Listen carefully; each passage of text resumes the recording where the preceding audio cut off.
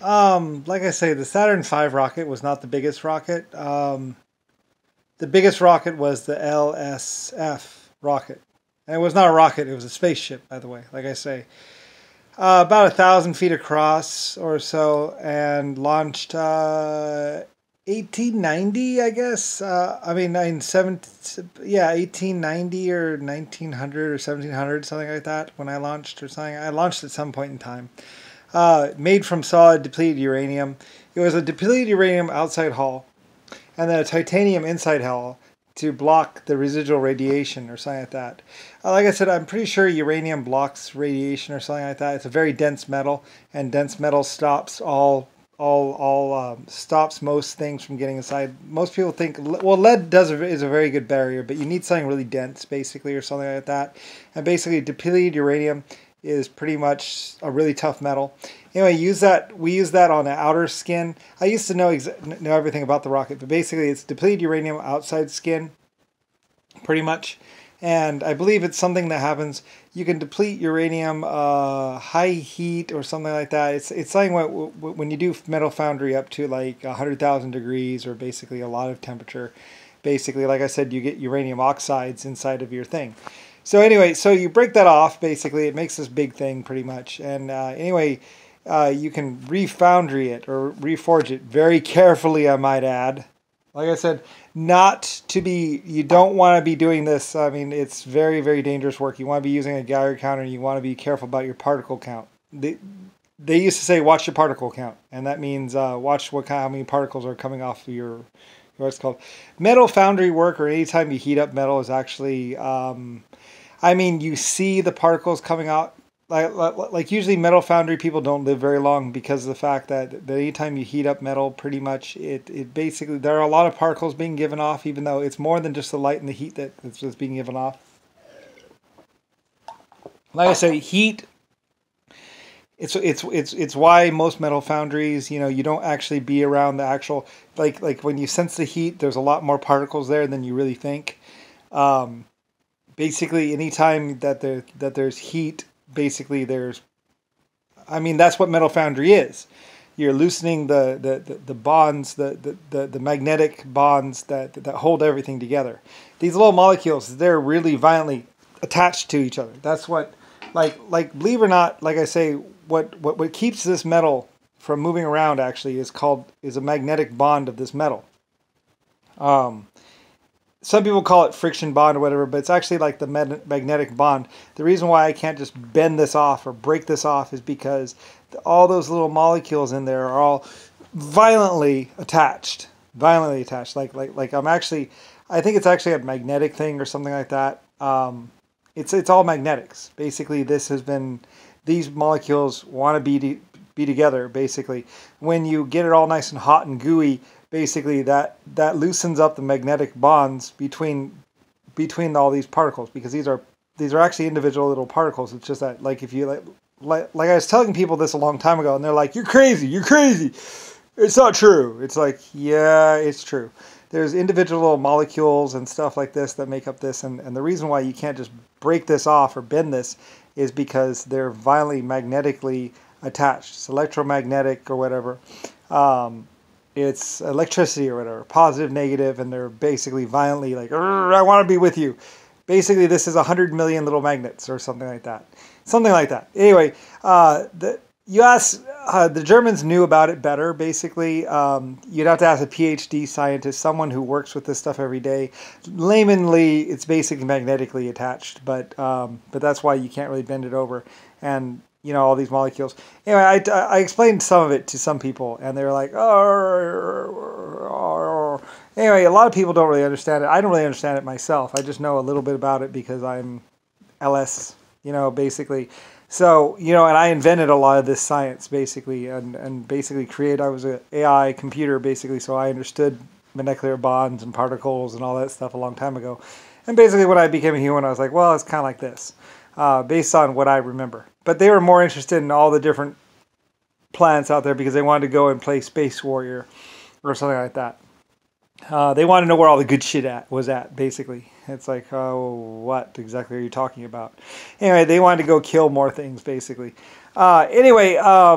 But basically, pretty much, the molecules in this, are all attached together, and that's what makes this.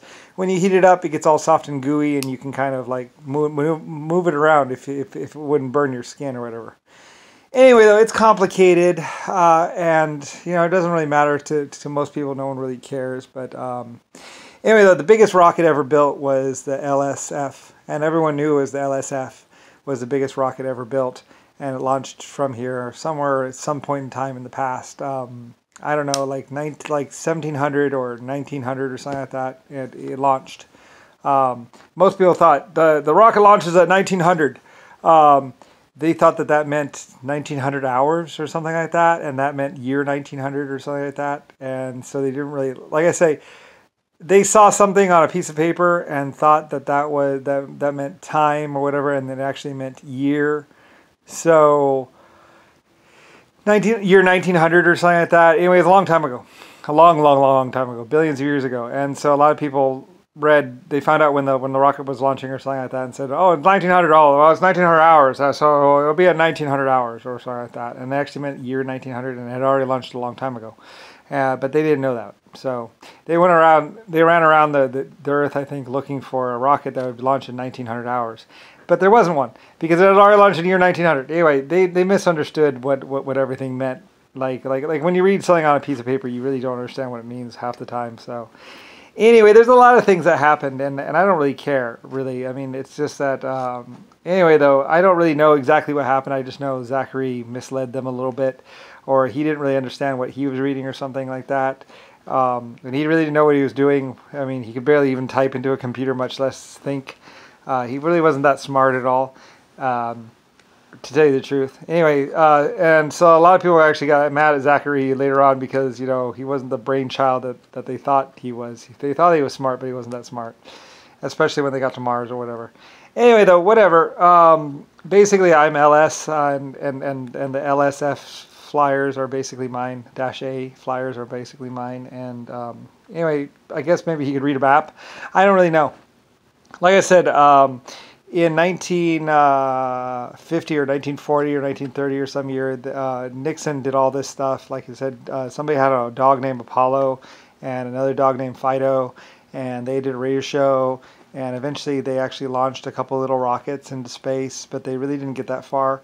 The moon missions, that really didn't really happen quite like most people think. I mean, they were small little rockets. They weren't really all that big, barely enough to lift. I mean, they lifted themselves in basically a car or something. They spelunkered around the moon maybe at some point in time.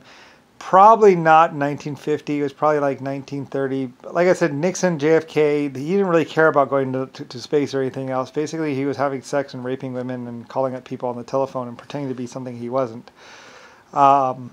So I don't really know. The launches might have happened, I don't know, at some point in time. It's hard to say when exactly they happened.